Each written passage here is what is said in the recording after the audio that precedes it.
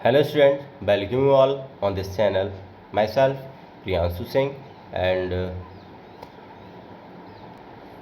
today I am delivering the second part of this chapter 1 nutrition in plants. आज हम बात करने वाले हैं सेप्रोटॉप्स के बारे में। सेप्रोटॉप्स इससे पहले कि अगर आपने वीडियो नहीं देखी है तो सबसे पहले आप फर्स्ट पार्ट इसका ज़रूर देखिए। ठीक है, तो आज हम बात करने वाले हैं सेप्रोटॉप्स, जिसको बोलते हैं मृतजीवी, जिसके बारे में बहुत ही इंटरेस्टिंग ये आज का लेक्चर रहने वाला है। बात करते हैं, अगर आपने देखा होगा रेनी सीजन्स में कि जो स्टेम्स होती हैं प्लांट्स की, उन पर वाइट कलर का अम्ब्रेला लाइक स्ट्रक्चर ग्रो कर जाता है, प्रोड्यूस हो जाता है। इस तरीके से आपने मशरूम खाया होगा, सभी ने खाया होगा होपफुली। तो मशरूम ये सब क्या है, ये कैसे अपना न्यूट्रिएंट्स लेते हैं, कहाँ से इनको भोजन मिलता है, कहाँ से ये क्या करते हैं, इन सब के बारे में आज हम बात करने वाले हैं। वही इस पार्ट में बोला गया है कि you may have also seen fluffy umbrella like patches growing in moist soils or on rooting wood during the rainy seasons. Let us find out what type of nutrients they need to survive and from where they get them. तो ये कैसे survive करते हैं और ये कैसे जीवित रहते हैं। अगर इनकी बात की जाए तो ये आप देख रहे हैं, ये सब क्या है, पैकेट्स ऑफ मशरूम है। और ये क्या है, ये सेम पे जैसे हमने बोला था या फिर मॉइस्ट सॉइल पे ये ग्रो कर जाते हैं। तो इनके बारे में हम बात करेंगे। अब बूजो के मन में एक क्वेश्चन आता है, होपफुली आपके मन में भी एक क्वेश्चन आया होगा। Boojho wants to know how these organisms acquire nutrients, कि इस तरीके के जो ऑर्गेनिज्म हैं, जीव हैं, वो अपना न्यूट्रिएंट्स कहाँ से प्राप्त करते हैं, कैसे प्राप्त करते हैं। They do not have mouths like animals do, क्योंकि इनके अंदर तो मुंह भी नहीं होता है जैसे कि एनिमल्स के अंदर होता है, जानवरों के अंदर होता है। उस तरीके से बात करें, they are not like green plants is they lack chlorophyll and can not make food by photosynthesis. और इनमें ग्रीन प्लांट्स की तरह क्लोरोफिल की भी कमी होती है, और क्लोरोफिल क्या होता है, फोटोसिंथेसिस में हेल्प करता है। तो ये फोटोसिंथेसिस के द्वारा भी क्या करते हैं, अपना फूड प्रिपेयर खुद से नहीं कर सकते। तो ये आखिर कैसे फूड अपना बनाते हैं, कैसे ये फूड, कहाँ से ये न्यूट्रिशन लेते हैं। तो इसके लिए एक्टिविटी 1.2 दी गई है जो आपको करनी है। कैसे करेंगे आप, कि आपको करना है, एक पीस ऑफ ब्रेड लेना है, एक ब्रेड का टुकड़ा लेना है, उसको पानी में भिगो देना है। पानी में भिगोने के बाद आपको निकाल लेना है और मॉइस्ट एरिया या मॉइस्ट वार्म प्लेस पे क्या करना है आपको, मतलब शुष्क जो नमी वाला स्थान है वहाँ पर आपको 2-3 दिनों के लिए इसको रख देना है। यहाँ से ऑब्जर्व करने के बाद आपको क्या करना है, नोटबुक में इसको राइट करना है जो भी होता है। अब ये क्या होता है, कैसे होता है, इसके बारे में बात करें अगर हम, तो आप देखेंगे 2-3 दिनों बाद क्या होगा कि आपको इस तरीके की स्ट्रक्चर दिखाई देगी। जैसा कि आप देख पा रहे हैं, आपकी बुक में भी दिया है, इस तरीके की आपको स्ट्रक्चर दिखाई देगी। आपका ब्रेड का टुकड़ा जो होगा वो इस तरीके का हो जाएगा, और उस पर आपको माइक्रोस्कोप या फिर आप बहुत ही अगर डीप देखेंगे तभी आप देख पाएंगे, इस तरीके की रुई टाइप रेसे जो होंगे वहाँ पर ग्रो कर जाते हैं। इन्हीं रेसों को, इन्हीं ऑर्गेनिज्म को, इस तरीके के ऑर्गेनिज्म को हम कहते हैं फंजाई। क्या बोलते हैं, फंजाई कहते हैं। फंजाई को हिंदी में बोलते हैं हम कवक। They have a different mode of nutrition, ये क्या करते हैं, डिफरेंट तरीके के न्यूट्रिशन लेते हैं। They absorb the nutrients from the bread. अब ये क्या करते हैं, न्यूट्रिएंट्स कहाँ से लेते हैं, अपने न्यूट्रिएंट्स कहाँ से इन्हें मिलते हैं, ब्रेड से मिलते हैं। This mode of nutrition in which organisms take in nutrients from dead and decaying matter is called saprotrophic nutrition. ऐसे चीज़ों से जो डिके हो रही हों, जो घटित मतलब सड़ रही हों या सड़ चुकी हों या डेड हों, उन चीज़ों से ये जो लेते हैं, न्यूट्रिएंट्स लेते हैं, उन न्यूट्रिशन को, उस न्यूट्रिशन को बोलते हैं हम सैप्रोट्रॉफिक न्यूट्रिशन। क्या बोलते हैं, सैप्रोट्रॉफिक न्यूट्रिशन।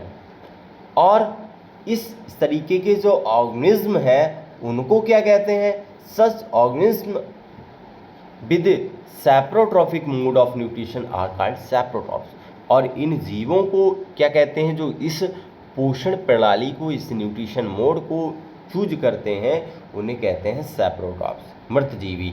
और ये सैप्रोट्रॉफिक न्यूट्रिशन को कहते हैं मृतजीवी पोषण। अब आपने देखा होगा कि आपने अचार का डिब्बा रखा, कुछ दिनों के लिए रख दिया हो, तो उस पर वाइट कलर का स्ट्रक्चर, मतलब वाइट कलर की सरफेस बन जाती है। या आपने लेदर की कोई भी आपके क्लोथ्स हों, शूज हों, वो आपने काफ़ी दिनों के लिए रख दिए, तो उस पर वाइट कलर का लेयर बन जाती है। या अदर आर्टिकल्स आपने देखे हों जो हॉट एंड ह्यूमिड वेदर में आपने लॉन्ग टाइम के लिए रख दी है।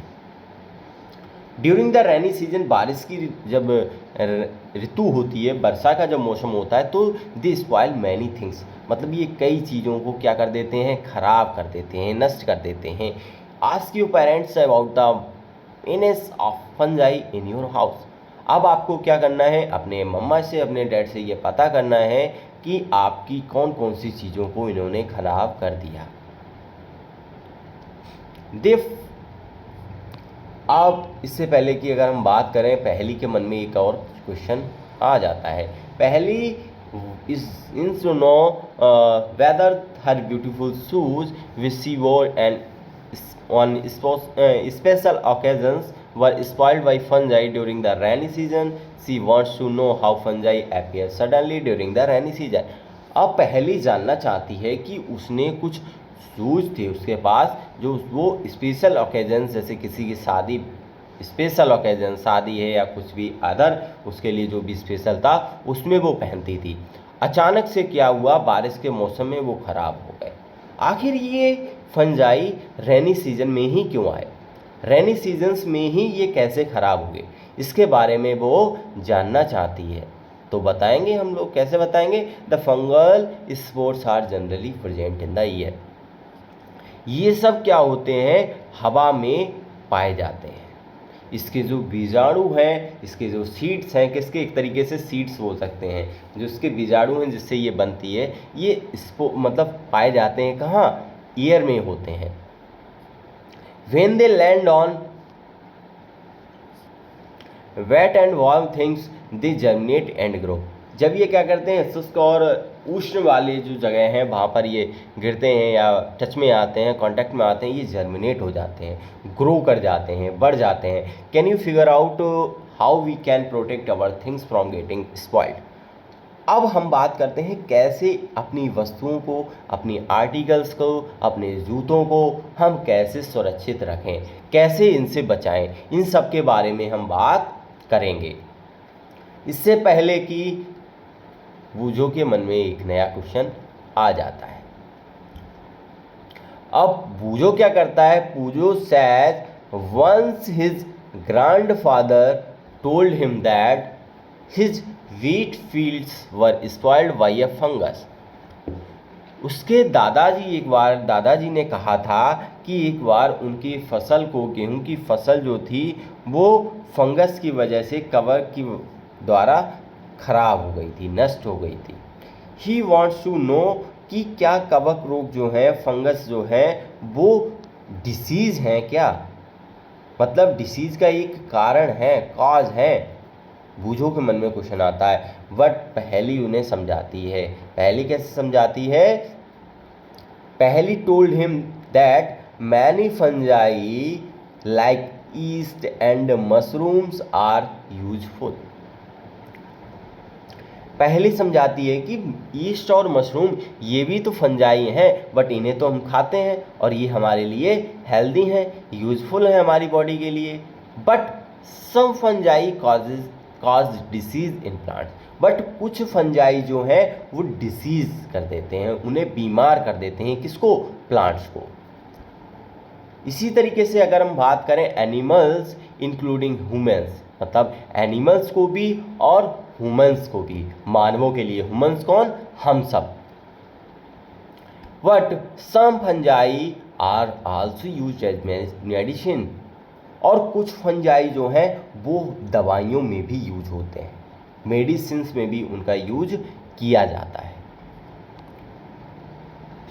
अब यहाँ से हम बात करें अगर some organism live together and share both shelter and nutrients. अब अगर बात करें कुछ ऑर्गेनिज्म जो है वो एक साथ रहते हैं और आपस में शेल्टर और न्यूट्रिएंट्स शेयर करते हैं, आवास और पोषण एक दूसरे के साथ शेयर करते हैं। तो ये सब कैसे करते हैं?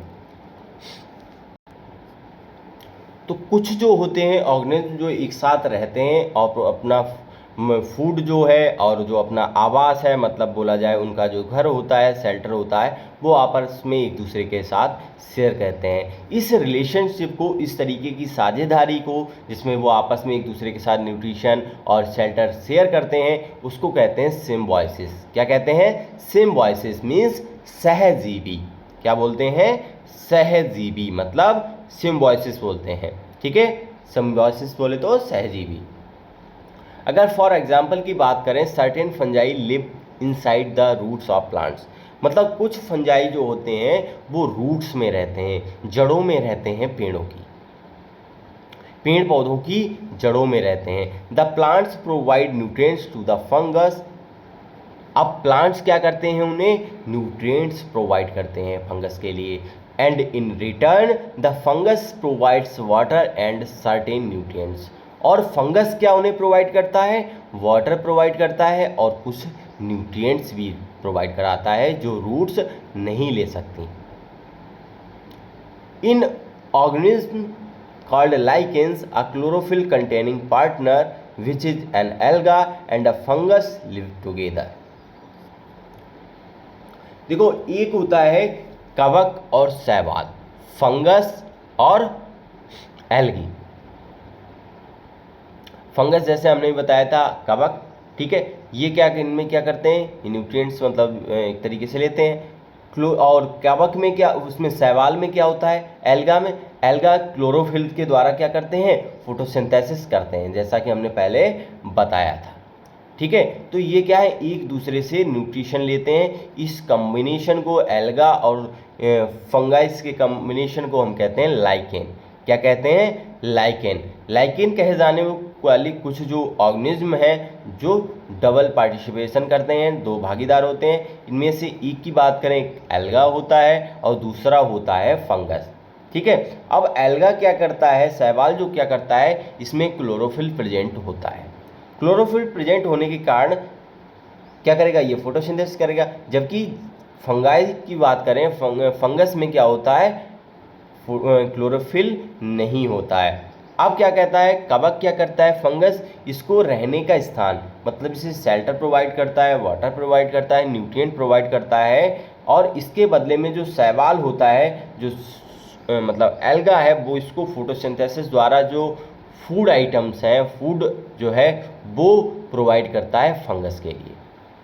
मतलब इनमें भी साझेदारी हुई। तो ये सब क्या कहलाएंगे? सिम्बायोसिस। सिम्बायोसिस बोले तो, अब सिम्बायोसिस का ही एक एग्जाम्पल है लाइकेन, कि लाइकेन में कवक और शैवाल होते हैं, फंगस और एल्गा होते हैं। एल्गा प्रोवाइड क्या करता है? न्यूट्रिएंट्स, वाटर, ठीक है, and shelter to the alga, and alga provide food to the fungus because alga prepare food themselves because of presence of chlorophyll with the process of photosynthesis, क्योंकि वो photosynthesis के द्वारा food prepare कर लेता है। कौन? एल्गा। अब हम आगे अगर बात करें, नेक्स्ट हमारा आता है how nutrients are replenished in the soil. मतलब मिट्टी में जो न्यूट्रिएंट्स हैं उनकी पुनः पूर्ति, मतलब फिर से कैसे आते रहते हैं, एक बार में ख़त्म क्यों नहीं होते? मतलब न्यूट्रिएंट्स की लिमिटेड मात्रा होनी चाहिए, अब जब एब्जॉर्ब कर लिए तो वहाँ पे ख़त्म हो जाने चाहिए, फिर ये वापस में कैसे आ जाते हैं? Have you seen farmers spreading manure और फर्टिलाइजर्स इन द फील्ड? क्या आपने कभी देखा है कि जो फार्मर्स होते हैं वो खेतों में क्या करते रहते हैं? अब मतलब लॉन में, कहीं इसमें सब में क्या करते रहते हैं? खाद फेंकते रहते हैं, उर्वरक जो होती है, फर्टिलाइज़र, वो फेंकते रहते हैं। और गार्डनर आपने बगीचों में भी देखा होगा, लॉन्स में ये सब क्या करते रहते हैं, बर्तनों में, उससे जो पॉट होते हैं उनमें डालते रहते हैं। Do you know why this is done? क्या आप जानते हैं कि जो जो मृदा है ये क्यों मिलाते हैं, इसमें मिट्टी में ये सब क्यों मिलाते हैं? You learn that plants absorb minerals and nutrients from the soil. क्योंकि हम जानते हैं, हमने सीखा है कि जो प्लांट्स होते हैं वो मिनरल्स और न्यूट्रिएंट्स को कहाँ से एब्जॉर्ब करते हैं, मिट्टी से एब्जॉर्ब करते हैं, मिट्टी से लेते हैं। ठीक है, अब क्या होगा, मिट्टी में अगर लगातार इन चीज़ों की कम होती आती है, अब कम होती जाती है तो हमें क्या चाहिए, उर्वरक, जैसे हम फर्टिलाइजर्स और जो आपकी खादें हैं उनको इसमें मिलाते हैं। इससे क्या होता है, जैसे कि आपने लिखा है their amounts in the soil keep on declining, fertilisers and manures contain nutrients such as nitrogen. अब इनमें क्या होता है, खादों में नाइट्रोजन होता है, फास्फोरस होता है, पोटेशियम होता है, इस तरीके के न्यूट्रिएंट्स होते हैं। क्या होते हैं, इस तरीके के न्यूट्रिएंट्स किस में होते हैं, खादों में होते हैं। और ये लगातार इसमें डालते रहते हैं, जिसके कारण क्या होता है, उपयोग किए जाने के कारण क्या होता है, मिट्टी में जो उनकी मात्रा है वो बनी रहती है। जो चीज़ कमी होती है वो इनके द्वारा फुलफिल हो जाती है। लास्ट लाइन में लिखा भी है, we can fulfil the nutrient requirement of plants. ठीक है, और इस तरीके से जो प्लांट्स होते हैं वो हेल्दी बने रहते हैं। Usually crop plants absorb a lot of nitrogen and the soil becomes deficient in nitrogen. ठीक है, इस तरीके के क्या करते हैं, अगर प्लांट्स की बात करें, इनमें नाइट्रोजन मतलब बनाने के लिए, इसमें प्रोटीन को अगर बनाए रखने के लिए हमें नाइट्रोजन की सबसे ज़्यादा ज़रूरत पड़ती है। ये यू लर्न दैट तो the nitrogen gas is available in plenty in the air. हम सब जानते हैं कि ये जो होती है हवा में भी क्या बनी रहती है, मतलब नाइट्रोजन हवा में भी रहती है। आपने देखा होगा, देख नहीं सकते हैं, आपने ये सुना होगा कि हमारी एयर में क्या रहती है, नाइट्रोजन भी अवेलेबल रहती है। Plants can not use it in the manner they can use carbon dioxide, but ये उस तरीके से नाइट्रोजन नहीं ले सकते हैं जैसे कि हमने ये कार्बन डाइऑक्साइड लेते हैं। ये कार्बन डाइऑक्साइड तो क्या करते हैं, अब्जॉर्ब कर लेते हैं टिनिपोर्स के द्वारा, जो उसकी लीव्स में होते हैं उनके द्वारा ये कार्बन CO2 तो ले लेते हैं। सेम मैनर में ये नाइट्रोजन एयर से नहीं ले सकते।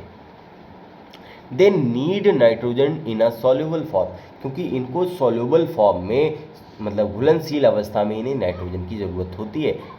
ठीक है, the bacterium called rhizobium can take atmospheric nitrogen and convert it into as usual form. एक बैक्टीरिया होता है राइजोबियम, जीवाणु होता है, जो क्या करता है, जो इन्वायरमेंट की नाइट्रोजन होती है उसको सॉल्युबल फॉर्म में कन्वर्ट करता है। तो राइजोबियम जो जीवाणु है, बैक्टीरिया है, ये क्या करता है, जो एयर में जो एटमॉस्फेरिक में जो नाइट्रोजन है उसको कन्वर्ट करता है सॉल्युबल फॉर्म में। But rhizobium can not make it's on food, but rhizobium जो है वो खुद से अपना फूड प्रिपेयर नहीं कर सकता, खुद से फूड प्रिपेयर नहीं कर सकता। ये क्या करता है, but so it often lives in the roots of gram, peas, moong, beans and other legumes and provides them with nitrogen. अब ये क्या करता है कि ये चना हुए, आपके मटर, मूंग, सेम तथा अन्य जो फलीदार जो होते हैं, पादप होते हैं, प्लांट्स हैं, उनसे ये प्राप्त करते हैं। क्या करते हैं, उनसे ये नाइट्रोजन की आपूर्ति करते हैं, उनमें ये नाइट्रोजन की आपूर्ति करते हैं। अब इन्हें क्या मिलता है, in return the plant provide food and shelter to the bacteria. अब प्लांट क्या इन्हें प्रोवाइड करते हैं, शेल्टर देते हैं और फूड प्रिपेयर करके देते हैं, क्योंकि वो क्या करते हैं, वो तो फोटोसिंथेसिस कर लेते हैं, फूड प्रिपेयर कर देते हैं और राइजोबियम को पकड़ा देते हैं। दे दस हैव अ सिम्बायोटिक रिलेशनशिप। इस तरीके से हम कह सकते हैं कि ये भी क्या है, एक सिम्बायोटिक रिलेशनशिप है। This association is of great significance for the farmers. और ये जो अवस्था, एक तरीके से साझेदारी है, ये हमारे किसानों के लिए भी, हम किसानों के लिए भी, फार्मर्स के लिए भी बहुत ही महत्वपूर्ण है, यूजफुल है, क्योंकि ये आपस में साझेदारी करते रहते हैं, हमारे लिए फसल प्रोवाइड करते हैं। They can reduce the use of nitrogenous fertiliser where leguminous plants are grown. मतलब जब हम दालों की जो फसलें उगाते हैं उनमें जो मृदा में नाइट्रोजन की, जो मिट्टी में नाइट्रोजन की जो मात्रा है जितनी देनी, वो भी ज़रूरत नहीं पड़ती है। मोस्ट ऑफ द पल्सेज मतलब dals are obtained from leguminous plants. और यही नहीं, जो दाल की फसलें हैं उगाने के बाद अगली फसल के लिए भी सामान्यतः उस तरीके की हमें उसकी आवश्यकता नहीं होती है। So in this chapter you learn that most of the plants are autotrophs. इस तरीके से हम कह सकते हैं कि इस चैप्टर में हमने पढ़ा कि कुछ प्लांट्स ऑटोट्रॉफ्स होते हैं, only a few plants are parasitic और सैप्रोट्रॉपिक, और कुछ जो होते हैं वो कैसे होते हैं, मतलब जो अन्य लोगों से पोषण लेते हैं, ये ऐसे कम ही होते हैं जो अन्य लोगों से लेते हैं। They derive nutrition from the other organism. All animals are categorized as heterotrophs since they depend on plants and other animals for food. Can we say that the insectivorous plants are partial heterotrophs? तो इस chapter में हमने पढ़ा है कि जो mostly जो plants होते हैं वो क्या करते हैं, ऑटोट्रॉफ्स, मतलब खुद से अपना फूड प्रिपेयर करते हैं, स्वपोषी कहलाते हैं। और कम ही प्लांट्स ऐसे होते हैं जो मतलब डिफरेंट फूड जो मेथड्स हैं, मोड हैं, वो अपनाते हैं। जैसे कि आपने देखा है कौन कौन से पैरासाइटिक मतलब परजीवी और मृतजीवी, ये कुछ ही होते हैं जो इस तरीके की प्रणाली को यूज करते हैं, ठीक है। और जो पैरासाइटिक और जो आपने सेप्रोट्रॉपिक की बात करें तो ये दूसरों से अपना भोजन प्राप्त करते हैं। इस तरीके से सभी जो प्लांट्स हैं या कुछ बोला जाए, सभी एक दूसरे पे क्या है, डिपेंडेंट हैं। अतः इन्हें विषमपोषी के रूप में भी समूहीकृत किया गया है। क्या हम कह सकते हैं कि कीटवक्षी पौधे आंशिक विषमपोषी हैं? क्या ये पार्शियल हेटेरोट्रॉप्स हैं? अब कीवर्ड्स की बात करें तो कीवर्ड्स में आपको ये ज़रूर याद रखना है, ऑटोट्रॉपिक क्या होते हैं, इनके बारे में बात करें, क्लोरोफिल क्या होता है, हेटेरोट्रॉप्स क्या होता है, होस्ट क्या होता है, इंसेक्टिवोरस क्या होता है, न्यूट्रिएंट क्या होता है, न्यूट्रिएंशन क्या होता है, पैरासाइट क्या होता है, फोटोसिंथेसिस, सैप्रोट्रॉप्स, सैप्रोट्रॉपिक, स्टोमेटा। इसके बारे में अगर किसी को भी कहीं भी डाउट है इनकी पॉइंट्स के बारे में तो आप कमेंट सेक्शन में कमेंट करिए, हम उसके बारे में एक्सप्लेन करेंगे या आपको रिटन फॉर्म में प्रोवाइड करेंगे। तो आपको ये वीडियो कैसा लगा कमेंट सेक्शन में कमेंट करिए और लाइक शेयर और सब्सक्राइब करना ना भूलें। तो thank you so much, have a nice day.